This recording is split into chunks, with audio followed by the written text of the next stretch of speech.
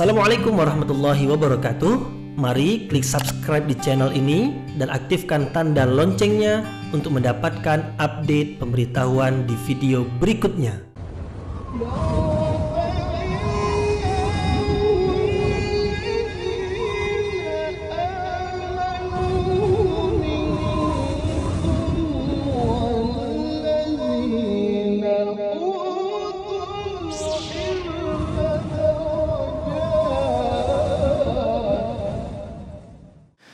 A'udzu billahi minasyaitonir rajim.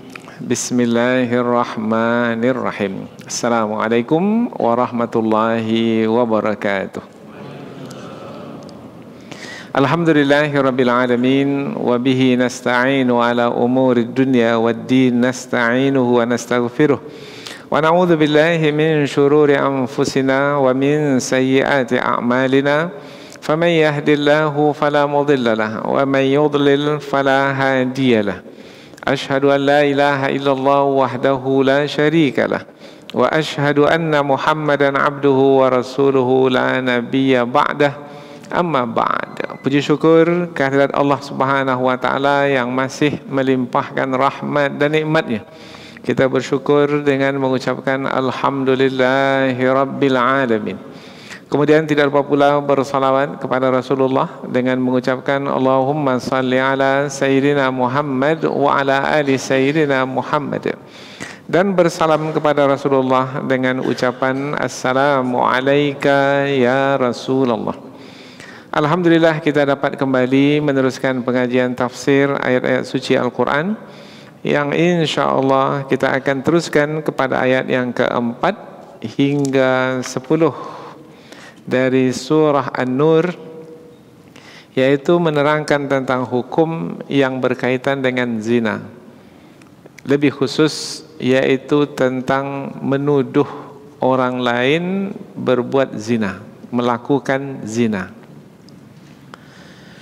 Bahwasanya di dalam ayat-ayat yang akan kita pelajari nanti diterangkan bahwasanya apabila ada seseorang menuduh orang lain melakukan perbuatan zina, kemudian tuduhannya itu tidak memiliki bukti, yaitu bukti dengan adanya 4 orang saksi yang menyaksikan perbuatan zina itu berlaku. Apabila tidak memiliki bukti 4 orang saksi laki-laki kesemuanya, maka orang yang menuduh itu akan diberi hukuman, yaitu hukuman cambuk sebanyak 80 kali cambukan. Kemudian apabila tidak memiliki bukti yang cukup, yaitu 4 orang saksi tidak didapatkan, maka orang yang menuduh itu termasuk ke dalam golongan orang-orang yang fasik. Maka tidak akan diterima kesaksiannya apabila dia dibawa ke pengadilan kemudian menjadi saksi di pengadilan, maka kesaksiannya itu tidak akan diterima oleh hakim karena ia tidak termasuk ke dalam orang yang layak untuk bersaksi. Karena orang yang bersaksi itu mestilah orang yang adil, sifatnya mesti adil.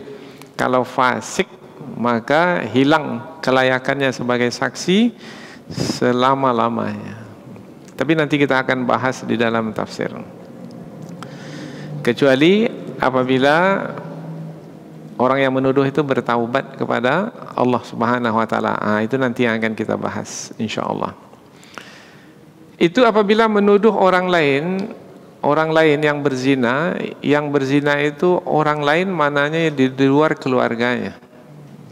Siapa saja dari kalangan kaum muslimin, orang-orang beriman. Tapi kalau yang menuduh itu suami, bagaimana?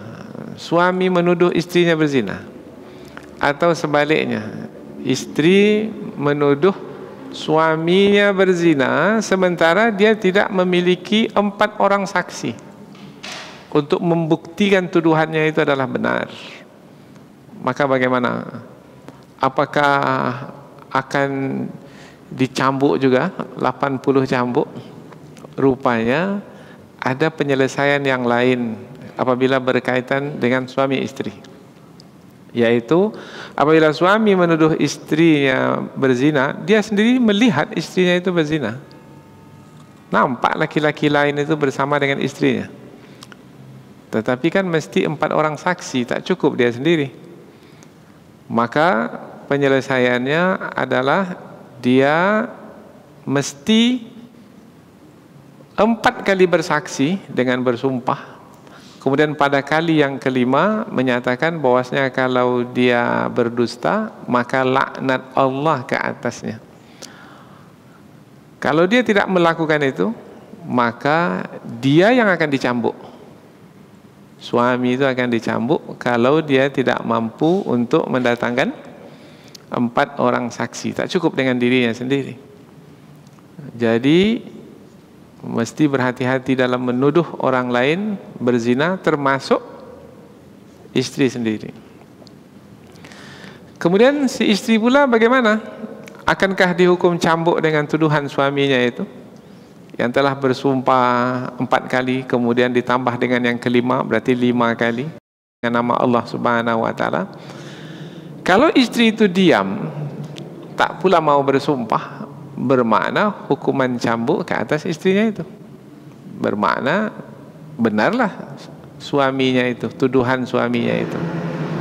Tetapi bisa si istri yang dituduh itu terlepas dari hukuman cambuk apabila si istri itu bersumpah pula, bersaksi dengan bersumpah dengan nama Allah Subhanahu wa taala 4 kali.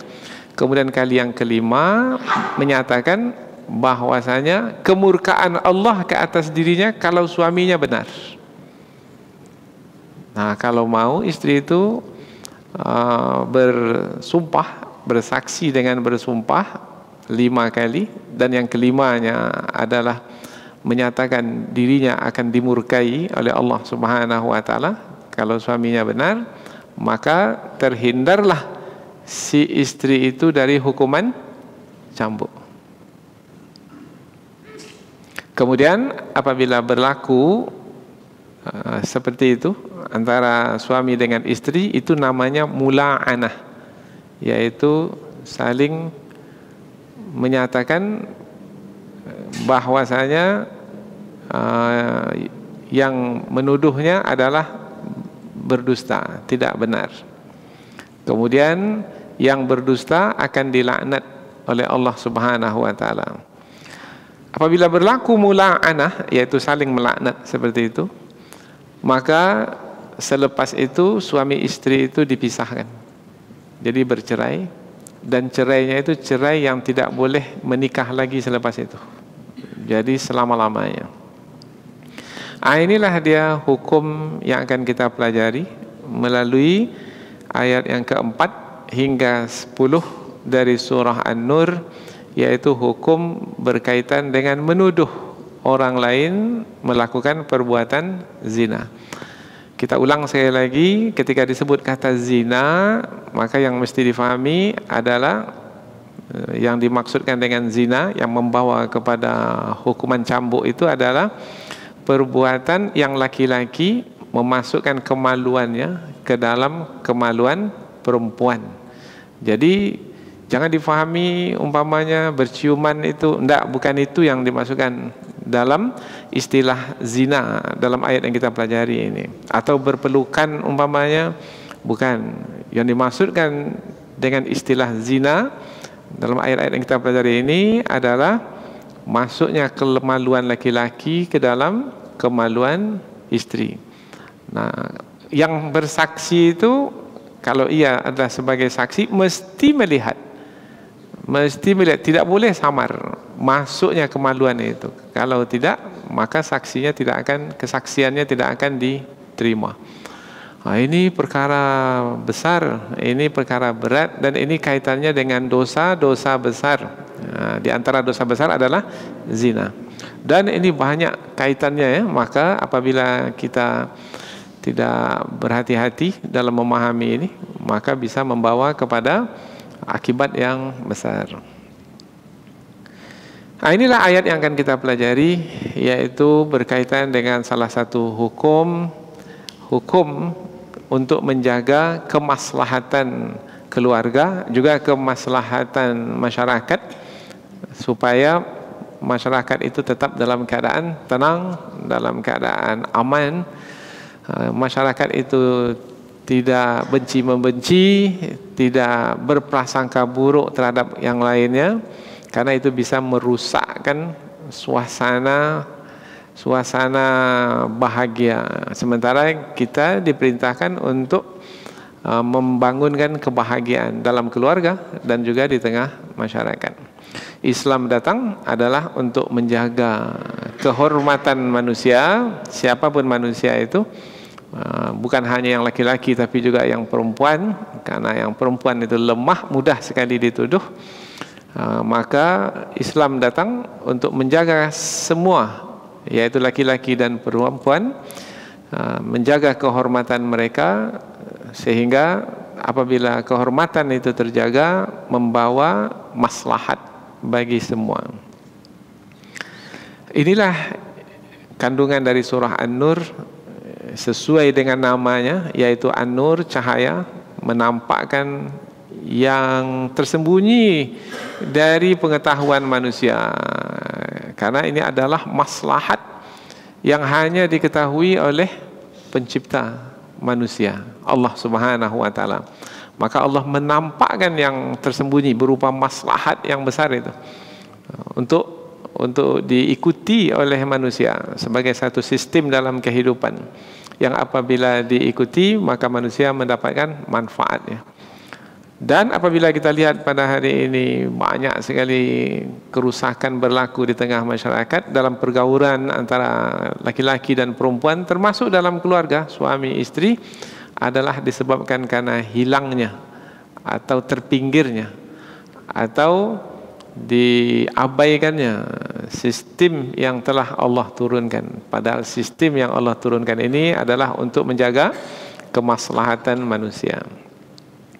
Sebagaimana biasa, kita akan membaca ayat terlebih dahulu, kemudian kita akan menterjemahkannya kata per kata. Selepas itu kemudian barulah kita akan membahaskan tafsirnya, yaitu penjelasan yang lebih panjang. Allah Subhanahu wa taala berfirman, A'udzu billahi minasyaitonir rajim. Bismillahirrahmanirrahim. Walladzina yarmunal muhsanati thumma lam ya'tu bi arba'ati syuhada fajliduhum 80 jaldah ولا تقبلوا لهم شهادة أبدا وأولئك هم الفاسقون إلا الذين تابوا من بعد ذلك وأصلحوا فإن الله غفور رحيم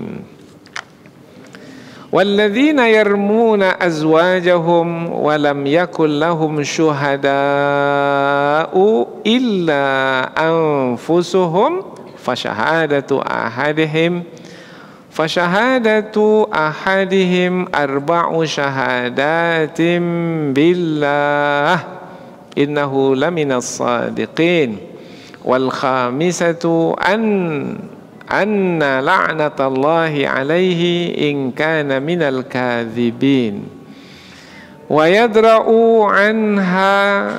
ويدرأوا عنها العذاب أن تشهد 4 شهادات بالله إنه لمن الكاذبين والخامسة أن غضب الله عليها إن كان من الصادقين ولولا فضل الله عليكم ورحمته وأن الله تواب حكيم. Allah Subhanahu wa taala berfirman, walladzina, dan orang-orang yang yarmuna, menuduh, al-muhsanat, perempuan-perempuan yang baik, dengan tuduhan zina, summa, kemudian, lam ya'tu, tidak mendatangkan, bi arba'ati syuhada, 4 orang saksi. Tak mampu dia mendatangkan 4 orang saksi. Fajliduhum, maka cambuklah mereka itu, mereka yang menuduh itu, 80 jaldah, 80 kali cambuk. wala taqbalu lahum, dan jangan kamu menerima dari mereka syahadah, persaksian, abadah, selama-lamanya. Wa ulaika, dan mereka itu humul fasiqun, orang-orang yang fasik. Dan orang-orang yang menuduh perempuan-perempuan yang baik berzina, kemudian dia tidak mendatangkan 4 orang saksi, maka cambuklah mereka itu 80 kali cambuk, dan jangan terima persaksian dari mereka selama-lamanya. Dan mereka itu adalah orang-orang yang fasik. Illa, kecuali alladzina tabu, yang bertaubat, min ba'di dzalik, selepas itu, wa aslahu, dan memperbaiki diri, fa innallah, maka sesungguhnya Allah ghafurun rahim, maha pengampun lagi maha penyayang. Kecuali orang-orang yang bertaubat selepas itu dan memperbaiki diri, maka sesungguhnya Allah maha pengampun lagi maha penyayang. Ayat berikutnya, walladzina, dan orang-orang yang yarmuna, menuduh azwajahum, istri-istri mereka, dengan tuduhan zina, walam yakun, dan tidak memiliki, lahum, mereka, bagi mereka itu, syuhada, saksi-saksi. Berapa orang saksi tadi dalam menuduh? 4 ya, tak punya saksi, 4 orang saksi. Illa, kecuali anfusuhum, kecuali diri mereka sendiri.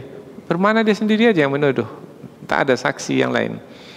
Fasyahadatu, maka persaksian, ahadihim, yang satu orang yang menuduh itu suami, arba'u syahadatim billah, yaitu bersaksi dengan 4 kali persaksian, billah, dengan menyebut nama Allah, berarti dengan bersumpah.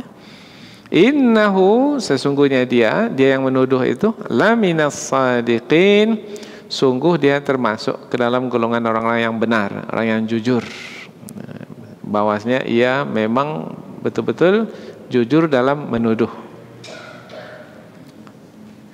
Dan orang-orang yang menuduh istri-istri mereka melakukan perbuatan zina dan tidak memiliki saksi-saksi kecuali diri mereka sendiri, maka persaksian orang yang menuduh itu, salah seorang dari mereka yang menuduh itu adalah 4, yang dimasukkan adalah suami ya, 4 kali persaksian dengan nama Allah, sesungguhnya dia adalah sungguh termasuk ke dalam golongan orang-orang yang benar, jujur. Sambungan ayatnya. Wal khamisatu, dan yang kelima. Maksud yang kelima di sini adalah persaksian dengan sumpah untuk kali yang kelima. Tadi kan 4 kali. Kali yang kelimanya menyebut anna, sesungguhnya laknatullah, laknat Allah, alaihi, ke atasnya, in kana minal kadzibin, jika dia termasuk ke dalam golongan orang-orang yang berdusta. Jadi kalau dia berdusta, laknat Allah ke atas dirinya. Jadi perkataan laknat itu disebut di persaksian yang keberapa tadi? Persaksian yang kelima. Jadi persaksian pertama, persaksian kedua, persaksian ketiga, persaksian keempat, persaksian yang kelima menyebut kata laknat. Wa yadra'u, dan akan dihindarkan, anha, dari istri yang dituduh telah berzina oleh suaminya itu, akan terhindar al-azab, dari hukuman. Hukuman apa yang dimasukkan? Hukuman cambuk ya. Apabila memang ia berzina, maka akan dihukum cambuk. Tapi bisa terhindar dari hukuman cambuk itu antashhada, kalau istri yang dituduh itu bersaksi pula, arba'a syahadat, 4 kali persaksian, billah, dengan menyebut nama Allah, berarti persaksian dengan sumpah. Innahu, sesungguhnya dia, suaminya yang menuduh itu, laminal kadzibin, sungguh termasuk ke dalam golongan orang yang berdusta. Tidak, suamiku tu yang berdusta, aku tidak. Aku bukan perempuan penzina, aku tidak berzina. Berapa kali dia menyebut? 4 kali. Wal khamisata, sambungan ayat, dan yang kelimanya, istri yang dituduh itu berkata, anna, sesungguhnya, ghadaballah, kemurkaan Allah, alaiha, ke atasnya, ingkana, jika adalah suami itu, minas sadiqin, termasuk orang-orang yang benar, jujur. Nah, kalau suaminya benar, maka murka Allah lah ke atas dirinya. Itu persaksian bersumpah pada kali yang kelima. Walaula, dan kalaulah tidak fadlullah, karunia Allah, alaikum, ke atasmu, wa rahmatuhu, dan rahmatnya, wa annallah, dan sesungguhnya Allah tawwab, maha penerima taubat, hakim, maha bijaksana. Dan kalau tidaklah karunia Allah ke atasmu dan juga rahmatnya, niscaya tak dapatkan kemaslahatan yang bisa mendatangkan manfaat. Jadi hukum yang Allah turunkan itu adalah untuk kemaslahatan dan untuk manfaat bagi semua. Dan sesungguhnya Allah maha penerima taubat, lagi maha bijaksana. Jadi dari ayat-ayat yang telah kita baca dan kita terjemahkan tadi, bahwasanya ayat-ayat yang kita pelajari ini adalah berkaitan tentang hukum yang masih lagi berkaitan dengan zina. Sebelum ini juga tentang zina, yaitu tentang hukuman bagi orang yang berzina, perempuan yang berzina atau laki-laki yang berzina, memperakui dia telah berzina, dia mengaku telah berzina, atau ada 4 orang saksi yang menyaksikannya telah berzina, maka hukuman ke atas orang yang berzina itu adalah 100 kali cambuk apabila ia belum berkeluarga, belum berumah tangga. Dan hukuman itu mesti dijalankan, tidak boleh ada rasa belas kasihan. Jadi jangan ada belas kasihan sehingga menghalang untuk menegakkan hukuman cambuk tersebut.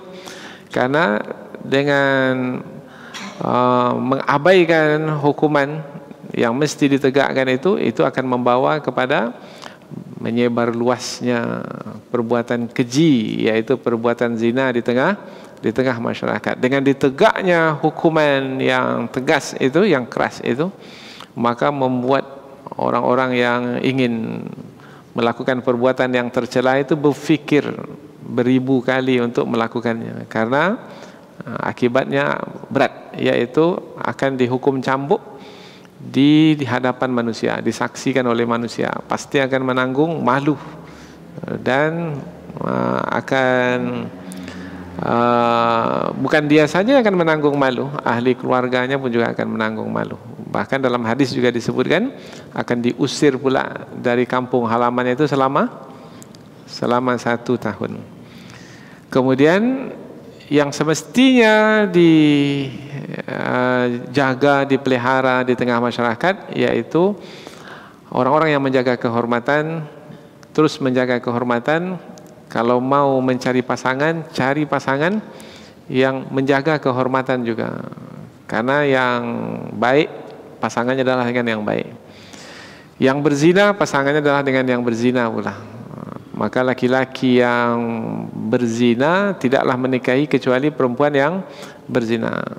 Perempuan yang berzina tidaklah yang menikahinya kecuali laki-laki yang berzina pula. Orang-orang beriman dilarang untuk menikahi perempuan atau pasangan yang suka melakukan perbuatan zina, karena perbuatan zina adalah perbuatan yang terkutuk, keji, pelakunya adalah bejat karena merusak keturunan umat manusia, sehingga tak tahu lagi siapa ayahnya, kemudian akan terlantar nanti dan akan rusak kejiwaannya. Dan ini bisa membawa kemudaratan yang besar di tengah masyarakat. Tidak akan mungkin dapat ditegakkan umat ini dengan baik apabila tidak memiliki kehormatan. Jadi ayat-ayat yang akan kita pelajari ini masih lagi berkaitan dengan ayat yang sebelumnya, yaitu berkaitan dengan zina, tapi lebih khusus kaitannya adalah dengan hukum yang berkaitan dengan tuduhan, menuduh orang lain berbuat zina, baik itu orang lain itu adalah yang di luar keluarga ataupun orang lain itu adalah pasangan sendiri. Baik, selanjutnya kita pindah ke tafsir ayat, yaitu penjelasan yang lebih panjang dari ayat dengan harapan supaya kita lebih dapat memahami kandungan ayat dengan lebih jelas lagi. Ayat yang keempat, dan orang-orang yang menuduh perempuan-perempuan yang baik menuduh perempuan-perempuan yang baik berzina, kemudian tidak mendatangkan 4 orang saksi, maka cambuklah mereka 80 kali cambuk. Berarti Islam menjaga kehormatan orang-orang yang memang beriman dan membuktikan keimanan mereka dengan ketaatan kepada Allah. Maka apabila ada yang menuduh orang-orang beriman melakukan perbuatan zina, maka Allah Subhanahu wa taala melindungi mereka, yaitu dengan memberikan hukuman kepada orang yang menuduh itu hukuman yang berat, yaitu hukuman cambuk 80 kali, kecuali kalau yang menuduh itu memiliki bukti, bukti melihat sendiri, dan bukan dia saja, tetapi ada 4 orang menjadi saksi melihat dengan mata kepala mereka, tidak ada sedikit pun keraguan ketika melihat. Nah, apabila tidak, maka yang akan berlaku adalah orang yang menuduh itu akan dicambuk. Maka jangan mudah-mudah di dalam menuduh orang lain melakukan perbuatan zina. Apabila terbukti bagaimana? Terselamatlah dari hukuman cambuk. Yang menuduh itu terselamat dari hukuman cambuk, dan yang dituduh itu apabila terbukti dengan 4 orang saksi, maka yang dituduh itu akan mendapat hukuman, yaitu berupa hukuman cambuk. Walladzina yarmunal muhsanat. Yarmun, di sini ini ada penggunaan kata yarmun. Ini kalau kita belajar tafsir, maka kita memperhatikan pilihan kata. Allah memilih kata yarmun, sebenarnya maknanya melempar. Biasanya melempar itu dengan apa? Dengan benda yang berat, kemudian yang kena lempar itu akan merasa sakit dilempar. Nah, di sini melempar dengan apa? Bukan dengan barang. Orang-orang yang menuduh orang lain melakukan perbuatan zina, dia bukan melempar dengan barang, tapi dia melempar dengan perkataan. Perkataan.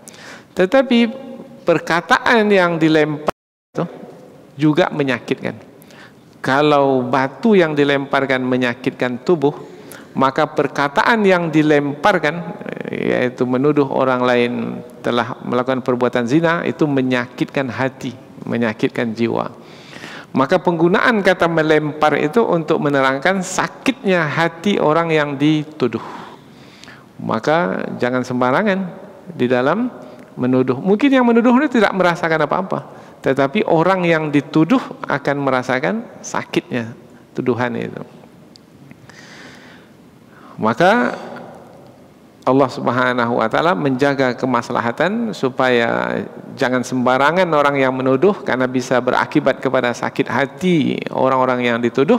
Maka kalau tidak memiliki 4 orang saksi, maka dia akan dihukum cambuk. Hukuman cambuk dari kata fajliduhum, apa itu semalam yang kita sebutkan, dari kata kulit. Cambukan itu ke kulit, yaitu dicambuk ke kulit sehingga pukulan itu, lecutan itu mengenai kulitnya, tidak mematahkan tulangnya dan juga tidak mengoyakkan dagingnya, tetapi menyakitinya, yaitu menyakiti, sakitnya itu terasa di kulitnya. Wala taqbalu lahum syahadatan abada. Bukan hanya dicambuk, tetapi hilang kelayakannya untuk menjadi saksi. Jadi tidak memiliki sifat adil lagi, karena saksi itu mesti memiliki sifat adil. Maka hilang kelayakannya untuk menjadi saksi. Saksi di pengadilan umpamanya, atau saksi kan ketika akad nikah pun ada saksi juga kan. Nah, hilang, tak boleh jadi saksi, karena dia tidak termasuk lagi ke dalam golongan orang-orang yang adil. Wa ulaika humul fasikun, mereka itu adalah orang-orang fasik. Digunakan kata fasik, fasik itu maknanya secara bahasa terkelupas. Fasikal kishru minal burtuqal, kulit limau itu, kulit jeruk itu fasik dari isinya. Tadi kulit jeruk itu bagaimana dengan isinya? Lengket, menyatu dia, lekat. Tapi kalau sudah fasik terkelupas, bermakna dia sudah terpisah. Orang yang fasik tadinya orang itu dalam kumpulan orang-orang beriman.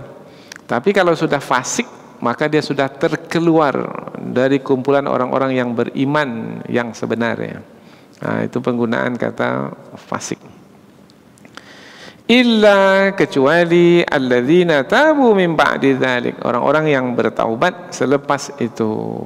Bertaubat maknanya dia memohon ampun kepada Allah, dia menuduh, kemudian dia tidak punya bukti yang cukup, 4 orang saksi tapi menuduh juga, maka dihukum cambuk. Berapa kali tadi?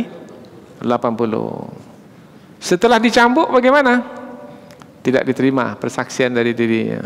Kalau masih tetap bertahan hidup lah, mungkin bisa jadi mati juga ya. Mungkin ya, mana kita tahu ya.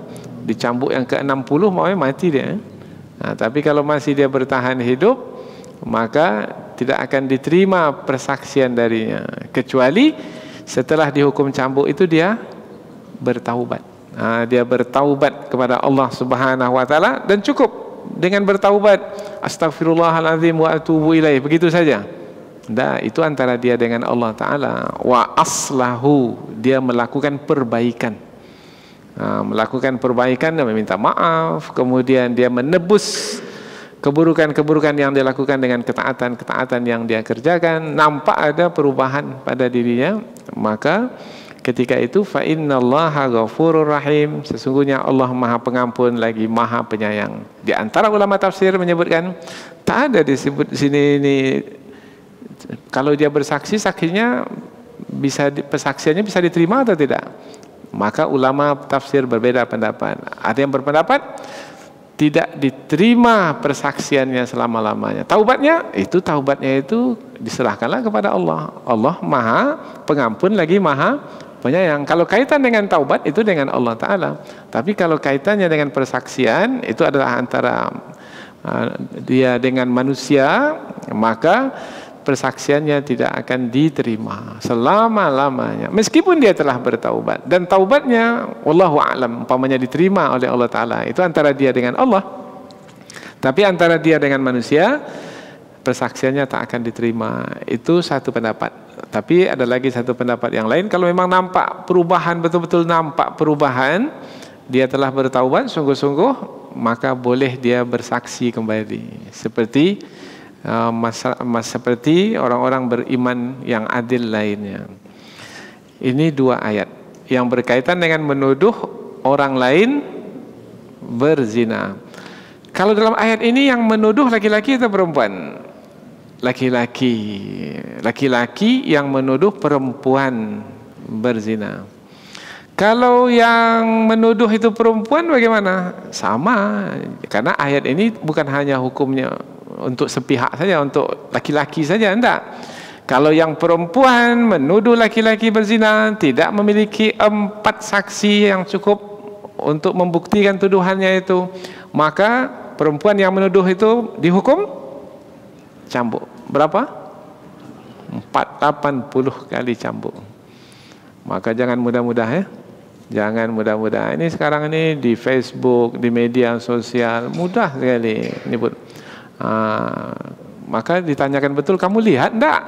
Kamu ada di tempat itu? Enggak, kata orang tak bisa itu diterima itu. Kami lihat mereka masuk berduaan ke dalam hotel. Iya, ke dalam hotel. Di dalam hotel itu apa yang mereka buat tahu? Dalam kamar hotel tahu apa yang mereka buat? Enggak, itu tak bisa diterima.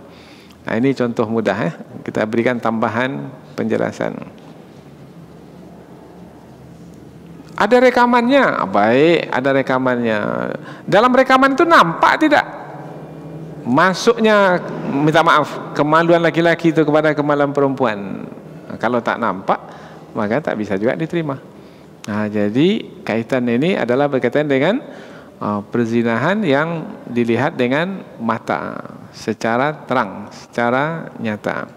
Dan ini tidak ada kaitan dengan yang bukan itu. Umpamanya seperti yang kita sebutkan tadi, berciuman tak masuk dalam pembahasan ini, atau berpelukan tidak masuk.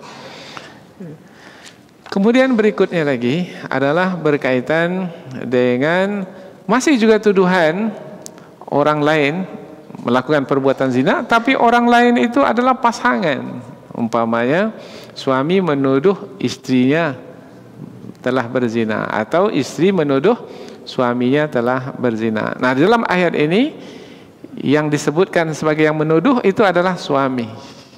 Suami menuduh istri. Tetapi mesti juga difahami nanti dari ayat-ayat yang kita pelajari ini, yaitu begitu juga diberlakukan sebaliknya, yaitu apabila istri yang menuduh suaminya, hukum adalah sama, baik yang melakukan tuduhan itu laki-laki suami ataupun yang melakukan tuduhan itu perempuan.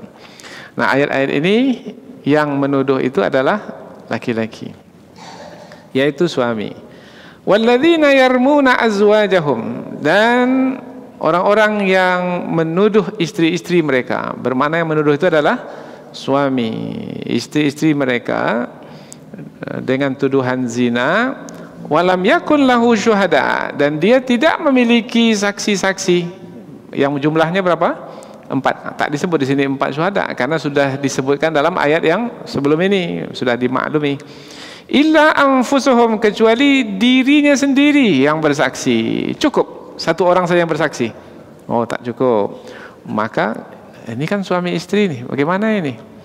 Karena suami itu betul melihat sendiri dengan mata kepalanya. Dia buka pintu rumah, kemudian masuk ke kamar, dia buka pintu kamar, nampak istri dengan laki-laki lain dengan mata kepalanya sendiri. Bagaimana?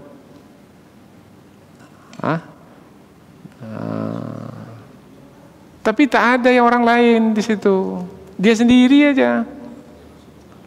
Nah, pastilah mau dipertahankan istri macam itu. Oh, sudah tak tenang lagi dengan istri yang seperti itu.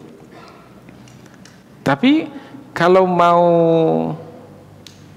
menuduhnya dan membawanya ke hakim atau ke qadhi, mesti membawa 4 orang saksi. Bagaimana ini penyelesaiannya ini? Ini bersama dengan istri juga dalam rumah itu. Mau bersama, ini sudah dengan laki-laki lain dia. Nah, tidak bersama, ini gimana hubungan ini? Masih tetap suami istri enggak nih? Maka pernah berlaku pada masa Rasulullah. Jadi ada kisah, yaitu kisah Hilal bin Umayyah. Nah, Hilal bin Umayyah ini mengadu kepada Rasulullah sallallahu alaihi wasallam, yaitu tentang istrinya yang telah melakukan perbuatan zina yang dia lihat sendiri dengan mata kepala. Ketika sampai kepada Rasul, apa yang dia tanyakan itu, maka Rasulullah menjawab. Jawaban Rasul apa?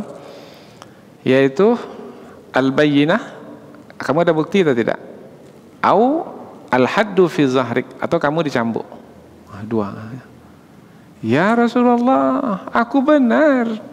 Demi Allah yang mengutusmu, wahai Rasulullah, aku benar, aku jujur. Aku lihat sendiri dengan mata kepalaku bahwasanya istriku itu telah berzina dengan laki-laki lain. Kemudian Rasulullah mengulang, kamu ada bukti? Kalau tidak, maka kamu akan dihukum cambuk di punggungmu.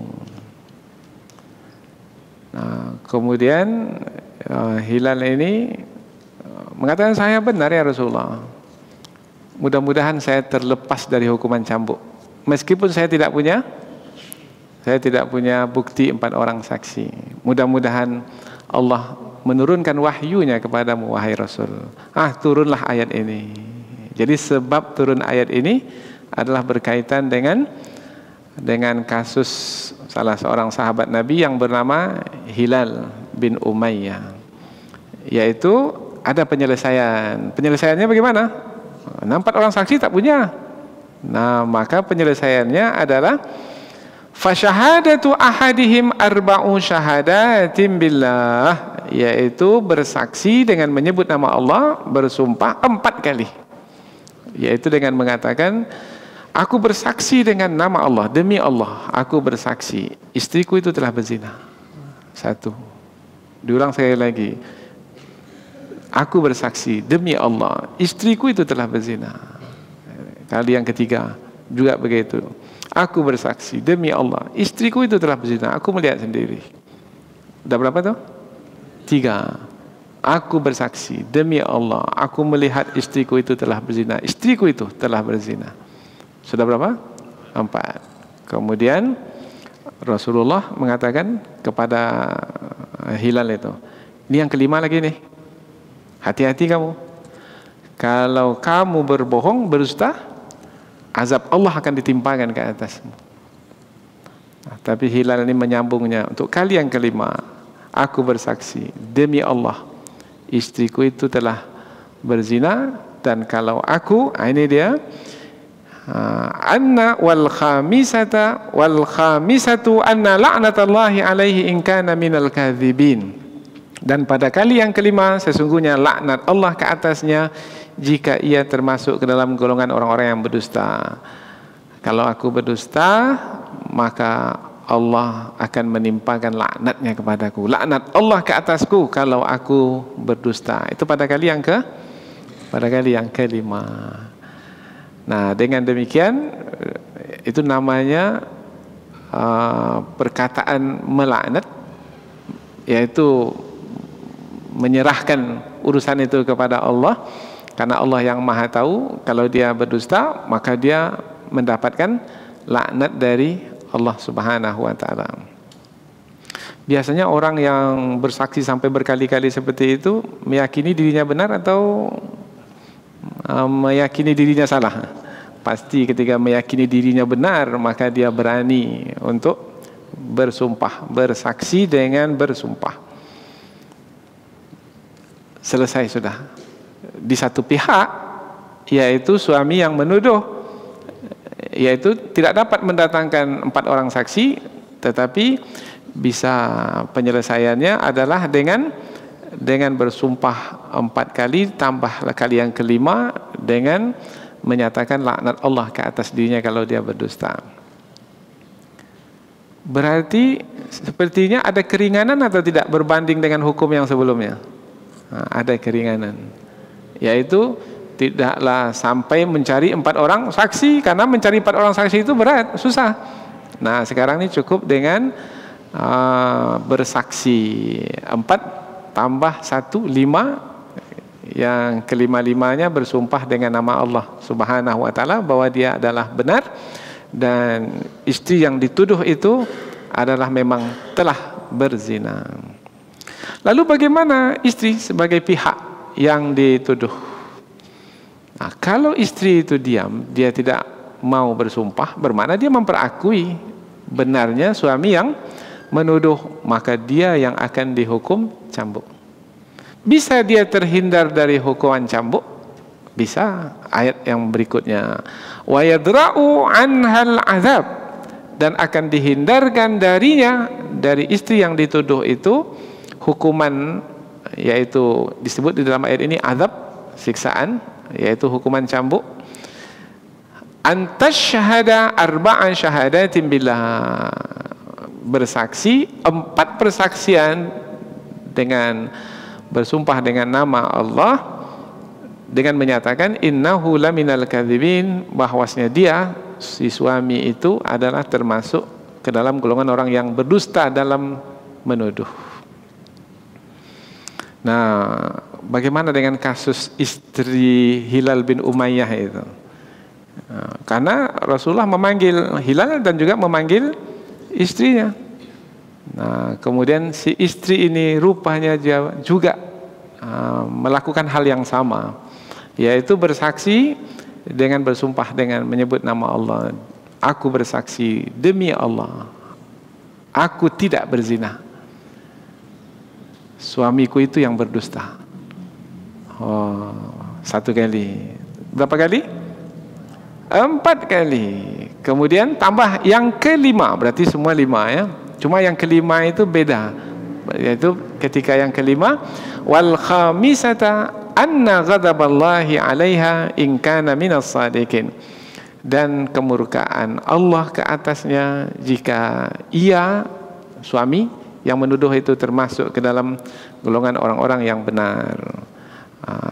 Aku akan mendapatkan murka Allah apabila suamiku yang menuduh itu yang benar. Berarti sudah sama-sama bersaksi dengan bersumpah dengan nama Allah. Hanya saja ada beda ya. Ketika si suami berkata yang kelima itu laknat Allah. Tapi kalau istri berkata yang kelima itu dengan perkataan ghadaballah, murka Allah. Penggunaan kata murka ini bagi istri yang dituduh itu lebih berat lagi, lebih dahsyat lagi. Karena perkataan murka itu pastilah dilaknat ya. Nah, laknat itu mana dijauhkan dari rahmat. Badan kita sehat itu adalah rahmat Allah. Maka orang apabila dilaknat bisa jadi lumpuh, bisa jadi hilang akal warasnya, bisa jadi bangkrut, bisa jadi terkena kecelakaan, bencana dan lain sebagainya, dan bermacam-macam ya, laknat Allah Subhanahu wa taala. Nah, ghadab, murka, digunakan kata murka yaitu untuk mengeraskan lagi bahwasanya kalau memang ia berdusta maka kemurkaan Allah ke atas dirinya. Nah, si istri dari Umayyah tadi pun juga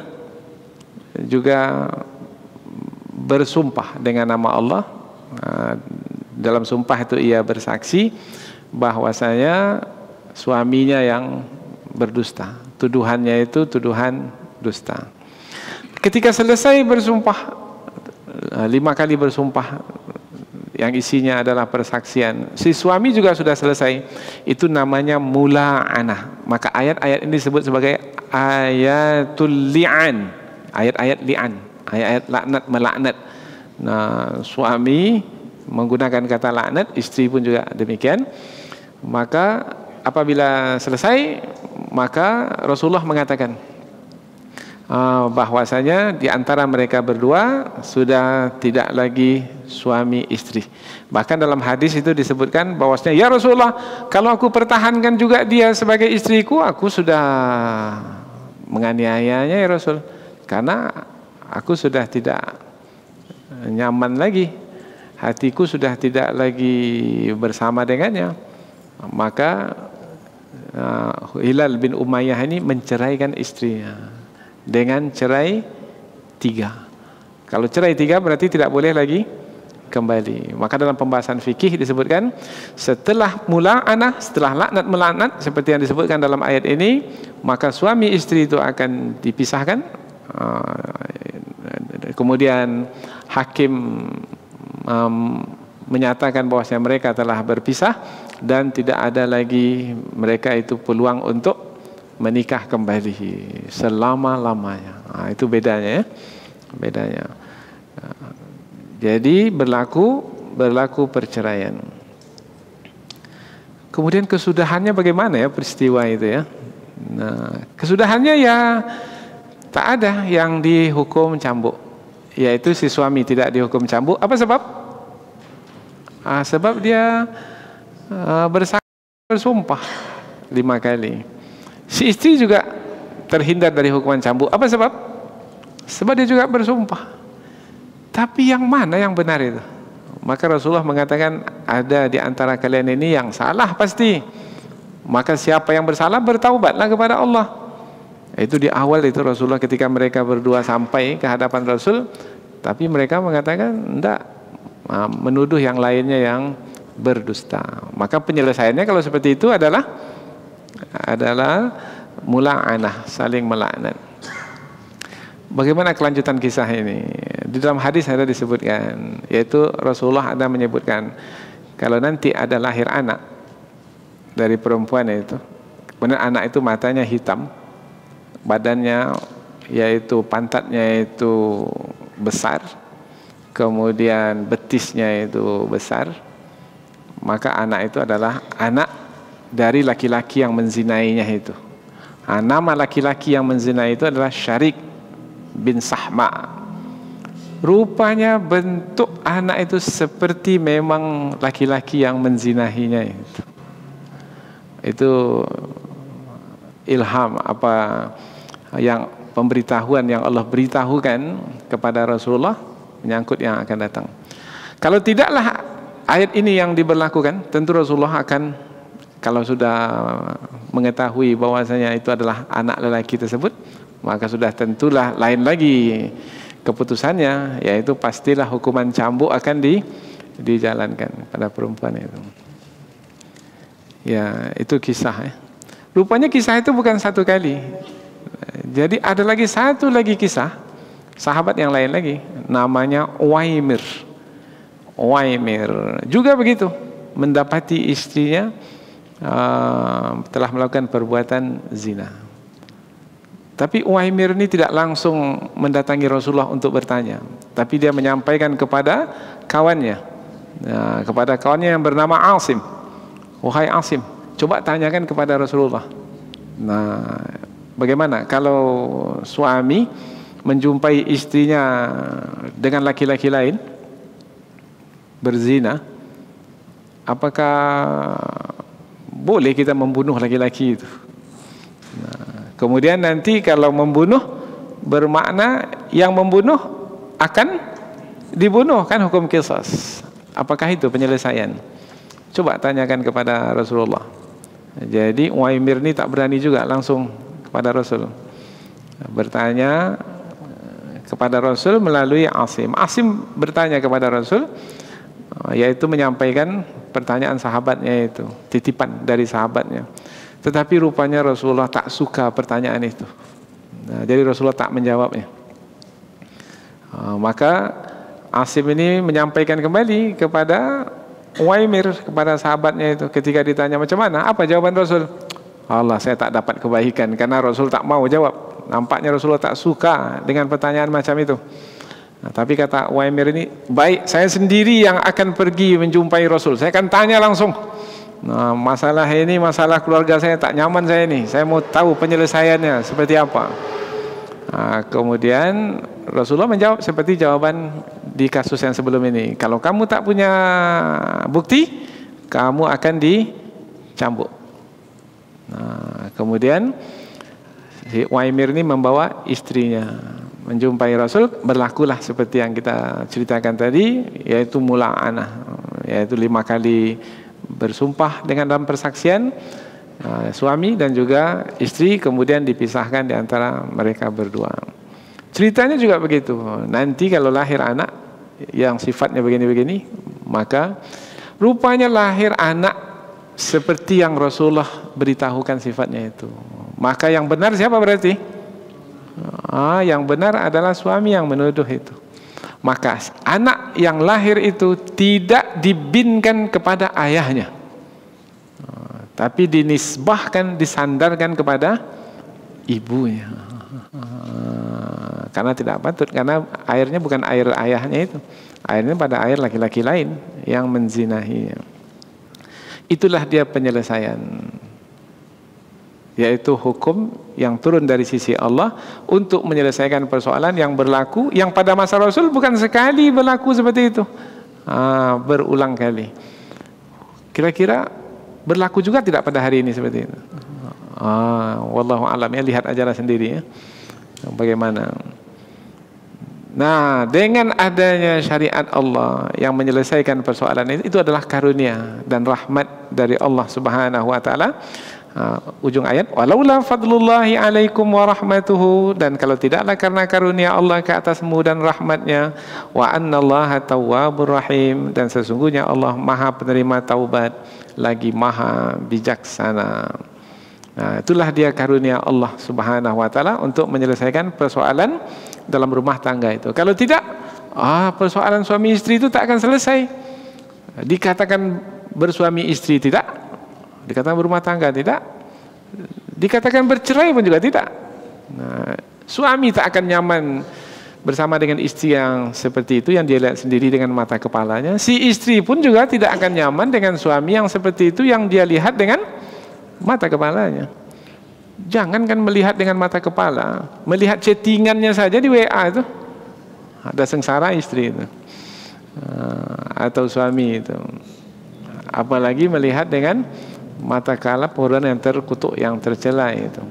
Inilah dia karunia Allah, yaitu berupa syariat untuk menyelesaikan persoalan yang berlaku di tengah umat, di tengah masyarakat. Mudah-mudahan apa yang kita pelajari ini ada manfaatnya. Subhanakallahumma wa bihamdika asyhadu an la ilaha illa anta wa astaghfiruka wa atubu ilaik. Wassalamualaikum warahmatullahi wabarakatuh.